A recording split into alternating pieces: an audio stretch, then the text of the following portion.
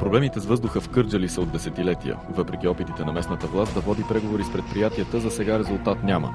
Те продължават да бълват мърсотии и отпадъци, които тровят хората. Заболяването, които се наблюдават като че ли, казвам, причина са и основно от замърсяването на преработвателните предприятия. Статистиката на екоинспекцията показва, че само през миналата година надвишаването на нормата за олово е 1,65 пъти, а за кадмий 4 пъти.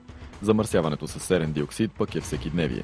Повече от 3 стойности над тази норма не трябва да има за една календарна година. А в Кърджали в случая през 2009 година се превишават едната норма 203 пъти, а другата норма 23 пъти.